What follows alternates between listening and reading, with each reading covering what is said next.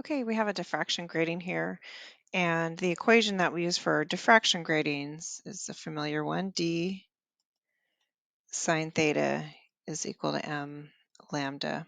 So here m is our like quantum number, right, for which order we're on, and d is the slit separation. So that's the separation between the apertures on the grating. Yeah.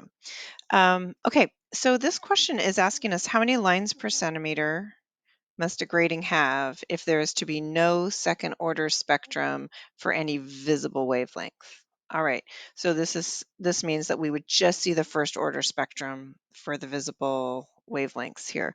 Now, because angle increases with wavelength, we can see that if we look at our equation here, right? Angle increases with wavelength.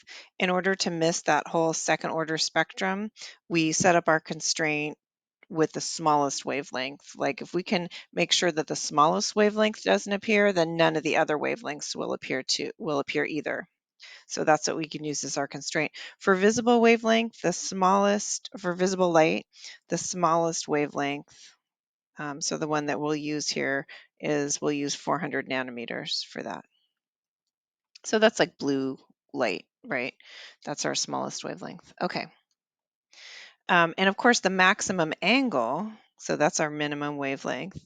And then the maximum angle is, of course, going to be 90 degrees. So if I can make sure, if I just can set a constraint to do this simply, that sets the 400 nanometer wavelength, that blue light, at 90 degrees, then I'm not going to get that spectrum or any other spectrum, right? Or any other part of that spectrum.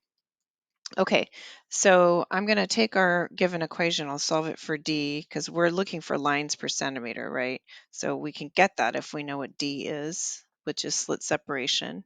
So that'll be equal to m lambda over sine theta. And in this case, I'm going to sub in the m equals 2 because I'm trying to get rid of the second order spectrum. Okay, so this is going to be 2 times the wavelength I'm working with here is 400 nanometers. So that's 400 times 10 to the negative 9 meters. Stick with SI. You got to really watch the units with this stuff. Over sine of 90 degrees. And again, this is motivated by the fact that we want to get that 400 nanometer wavelength off the map, right? You want to get rid of that. And then that'll get rid of all the other colors too in the visible. So if I crank this, I will get 8 times 10 to the negative 7 meters, which gives me 8 times 10 to the negative 5 centimeters. Because they're asking us for lines per centimeter, that's why I switched units there.